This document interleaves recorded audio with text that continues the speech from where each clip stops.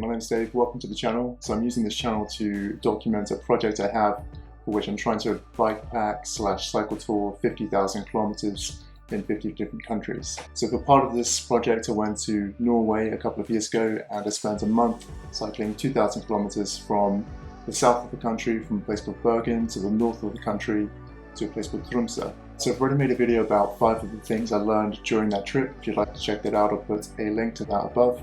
But in this video I'm going to talk about the stories behind my top 10 drone shots from my time in Norway.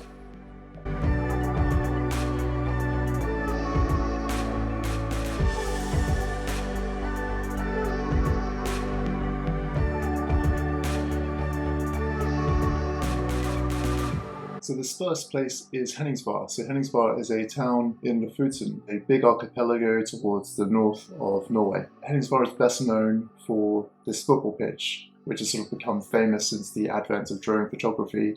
And I think it's been featured in like adverts from a bunch of different big companies. And if you do a search like Lofoten on Google Images, you're going to see probably a few pictures of this football pitch. So to get there, you have to take a bit of a detour. Because it's at the end of a long string of tiny islands, and Henningsvær and this football pitch is like the last thing on the road. So there's nothing beyond for miles and miles except the sea. So if you've seen pictures of this football pitch from the internet, you're probably going to be excited about getting there, and you might actually be a bit underwhelmed when you arrive because it looks just like any other football pitch in the world, and you'll probably find that there's like a queue of people waiting to take off with their drones and take pictures with themselves. So if you really want to do that, if you really want to get a nice shot of this pitch from above, then it's worth taking a little detour down to Henningsvær. If not, Lofoten is full of beautiful places, so you could just as easily head somewhere else and you'll have a great time doing that as well.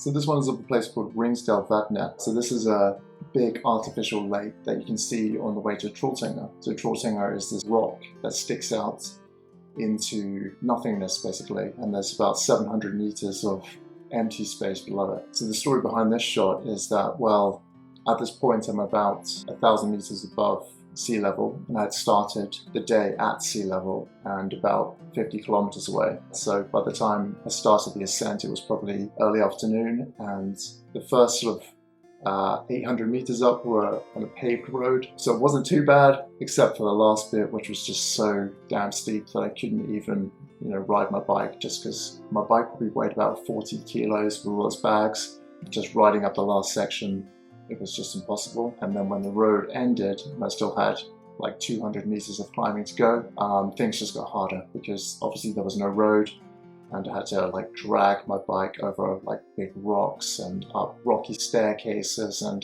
by the time I sort of got to about 1,000 meters up, all the hikers I had seen, most of them were coming down. They were sort of starting to disappear. So there were very few people around, and there was snow on the ground, and it started to rain.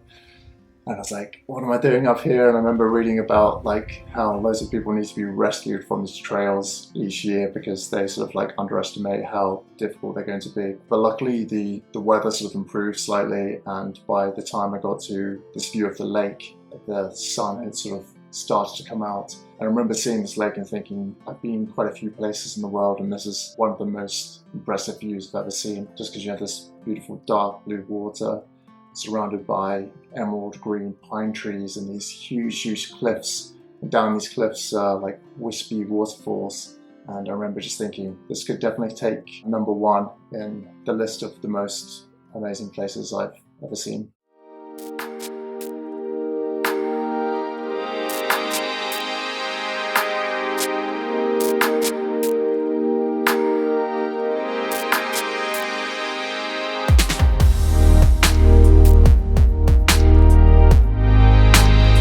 So this shot is of the Gaularfjellet viewing platform. I have no idea how to pronounce that, but I'll put a written description below. Anyway, so I think this is a good shot to illustrate how sometimes there's a big difference, between the images people share and the stories behind them. So when I arrived at this viewing platform, I'd spent all day cycling through the rain and was freezing cold all day, and my day ended with this long descent up to this viewing platform. So even though the views were amazing, I still had in the back of my mind that I've got to find somewhere to camp soon. I had noticed that there was snow on the road, it was starting to get kind of windy, there was a little bit of rain as well, and so the prospect of continuing even further up this mountain and finding somewhere to camp wasn't that appealing. But that's when I noticed that there was actually like a public toilet right next to this viewing platform. I ended up wheeling my bike into the toilet. I put my mattress down on the ground and I managed to get some sleep until about 4 in the morning when a cleaner turned up and she wanted to come in to replace like the toilet paper and stuff like that. And I was kind of scared to ask the dogs. I thought, what is she going to think about finding some random man sleeping in this toilet on top of a mountain? But we got talking and I told her about my trip, and eventually she said to me like, yeah, people sleep here all the time. So yeah, that was only the one time I've slept in a toilet, I think, during a cycling trip.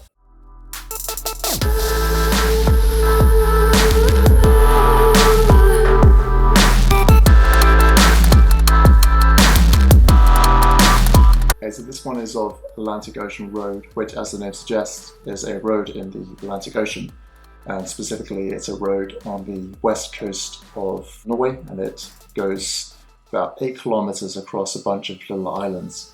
One cool thing about this shot is that it illustrates how you can sometimes see more from a bike than you can from a car, for example. So when I arrived at this road, I cycled along it until I got to this bridge, and I noticed that there was like a path from this bridge onto this big like rocky projection out into the ocean, and really that was only accessible to cyclists and pedestrians, and all the motorists had to drive away from this famous bridge, which is like the main part of the road, and they were like trying to see the bridge from about 1 kilometer away from a car park, whereas I was able to be right next to the bridge on this like little rocky projection that I was able to access as I was on foot.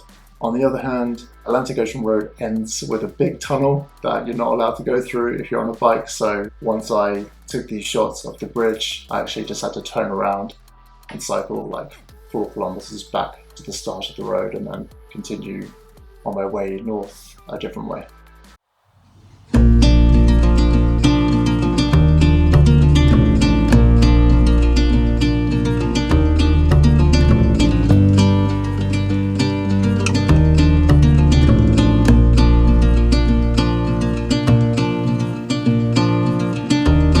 So this one is of the Helgeland Bridge. So this bridge is somewhere sort of in the north of the country and on the west coast. And it's actually on a road called the FV17, which is one of the main cycle touring roads in the country.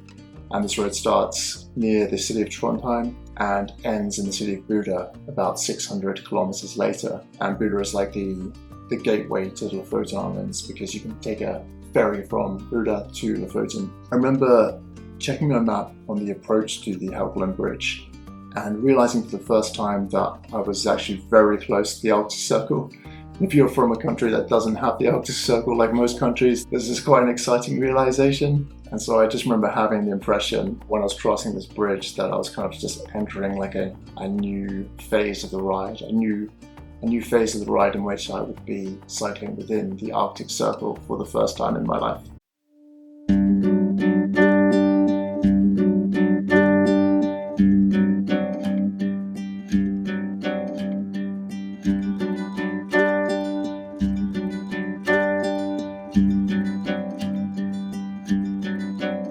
So this one is of a place called Hornindalsvatnet. So the story behind this shot is that about an hour before, I was sort of plummeting down a hill, being overtaken by these huge trucks with like trees on the back of them and having like water sprayed in my face. And often I have this thought when I'm going really fast down a hill that it would really be bad if something were to break right now. And about a minute after I had that thought, my rear axle decided to snap. Luckily, when it did, the road had sort of leveled out a bit and I wasn't going so fast, so I was able just to like jump off my bike and start pushing it along. And I knew that there was really nothing I could do to sort out the problem at the time because it was like 9 or 10 at night and I was a long way from anywhere else. So I just decided to continue pushing my bike along the road and try to figure it out in the morning. So I kept on, just going down the road on foot until I got to a tunnel. And I remember looking in the tunnel and thinking it looks really dark in there. And there were all these trucks around, and I was now taking up lots more space because I was having to push my bike. But luckily there was a path going around the tunnel. So that's often the case in Norway. You have these intimidating long dark tunnels, but often there's a path that pedestrians can use that sort of just goes around the tunnel. And so luckily that was the case on this occasion. And so I remember following this path onto this headland that projected out into this lake. When I got to the end of this headland, I remember seeing that there was like a perfect like triangle shape just sticking out into the water, and there were just a few like pine trees and a few rocks and plants. It was also like a perfect flat spot for me to put my tent on. So after a long day, I put my tent up, I crawled inside, and within about 10 minutes of the sound of the lapping water, I fell asleep. And I woke up the next day and walked to the next town and was able to get my bike fixed and continued on my way north.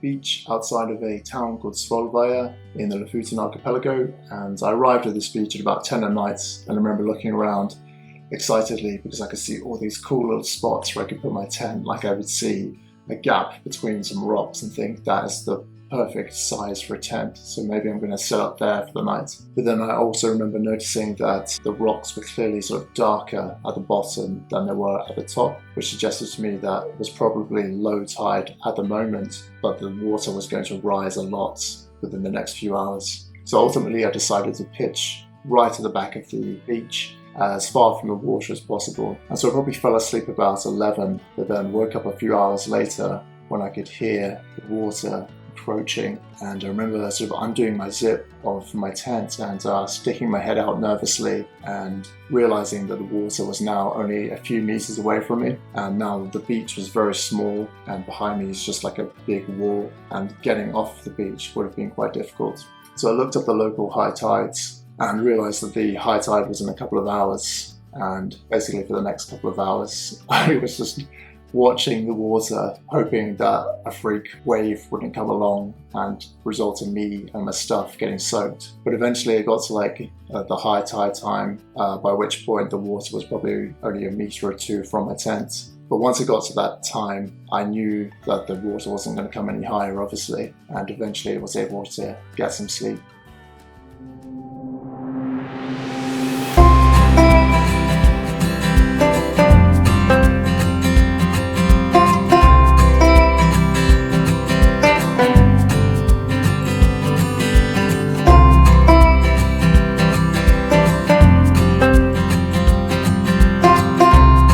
This shot is of Andøya. So Andøya is a island just to the north of the Lofoten archipelago. So I actually found out about this island from a Norwegian couple I had met who were cycling through the country in the opposite direction. And I met them like a few weeks before arriving at this island, and they had told me that they had passed through it, and they had sort of described how it was surrounded by these beautiful turquoise waters, which didn't really seem to belong in a place like Norway, which is partly in the Arctic Circle. And I remember that it had been sort of raining the days before I met this couple, and then it continued to rain for like 2 or 3 weeks after, pretty much every day. And the same was true when I actually arrived on the island of Andøya. Like the weather was kind of the worst it had ever been. I remember just being like battered by rain and wind, and I was having to shelter in bus stops filled with mosquitoes, and I couldn't decide whether I wanted to be eaten alive by these mosquitoes or spend more time outside in this terrible weather.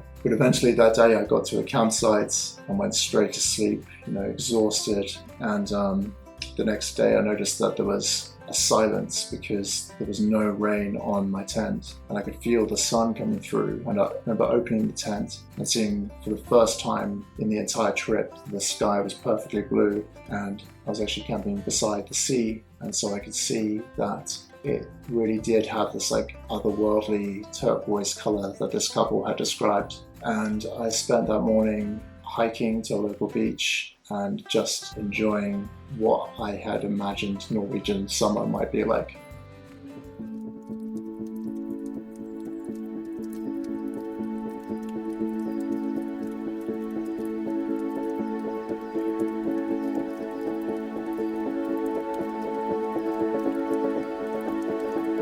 So this one is actually shot just outside a tunnel. At this point in the trip, I was only a couple of days in, and I remember I was feeling quite anxious because I was realizing there were so many tunnels in Norway, and loads of these tunnels are really, really long and are off limits to cyclists. I remember being quite worried about how I was possibly going to make my way from the south of the country to the north of the country while avoiding all of these huge tunnels. On that note, there is a really good website that actually lists all of the tunnels in the country, and it tells you which ones you can and can't use. So I'll put a link to that website below in the description.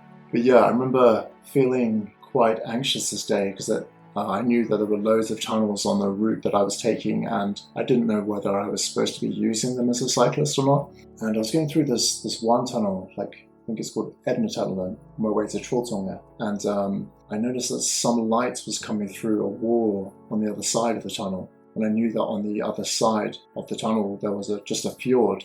And so I checked for traffic and then crossed the road and then sort of walked along this little path that led out through this crack in the tunnel wall. And it actually led to sort of a rocky area where there was a pool of crystal water being filled by a waterfall flowing over the tunnel. And looking ahead, there was this emerald water of the fjord. And I decided I had to get my drone out and try to film this and try to find out where I am. And so I sort of got my drone out and took off and reversed over the fjord and realized that there was another waterfall a little bit further down the coast, and this waterfall was 5 times bigger than the waterfall that I was right next to. And then I zoomed out even more and realized that there was an even bigger waterfall on the other side, and this waterfall was 5 times bigger than the waterfall I had thought was big a few minutes ago. I just couldn't believe that I had discovered this little oasis by going through a tunnel and spotting a crack in the tunnel wall. And it was just a really cool reminder that you never really know what you're going to find when you're cycling, and there's often just loads of little hidden gems that show up along the way, and it's one of the things that makes cycling a bike through a country really fun.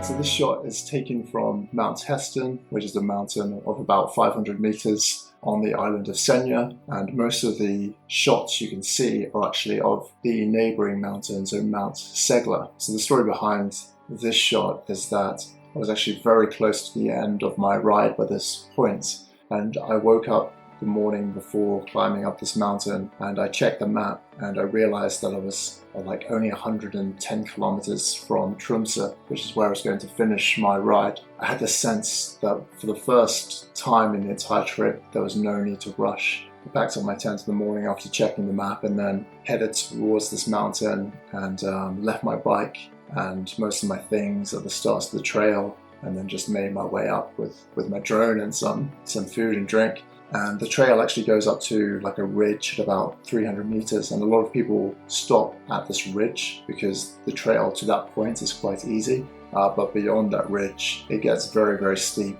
and you sort of have to actually climb with your hands over rocks and stuff. And so I think a lot of people probably just go to this ridge and then decide not to go all the way to the top. But I decided to go to the top, and there were a few people there, but they left within about 10 minutes. And then I was just at the top of this mountain and I had the place entirely to myself. So I remember being just super relaxed at the top of that mountain. It was probably the only time in the entire trip that I allowed myself to sit still for about 30 minutes because often when I do trips like this, I feel like I have to keep moving, you know, like there's this desire to just get kilometers done. And so sometimes I forget just to sit still for a while and appreciate where I am. But when I was up there, I remember sort of just reflecting on the trip and remembering all the sort of challenging moments, you know, like just the crappy weather and all the times my bike broke down and all the times I found it hard to find somewhere to pitch my tent because the ground was always so waterlogged. But then also just remembered, you know, all the cool times I had as well, you know, like meeting other cyclists and just seeing incredible landscapes every single day. So really the overwhelming feeling in that moment was just one of appreciation that I had been able to dedicate like 4 weeks of my life to riding through a country as beautiful as Norway. So those are my top 10 drone shots from my month spent cycle touring through Norway. If you have any questions about what it's like to cycle in Norway, or if you have any questions about any of the locations I've mentioned, just let me know in a comment and I'll get back to you. If you go to Norway, I hope you have an amazing time and thank you for watching.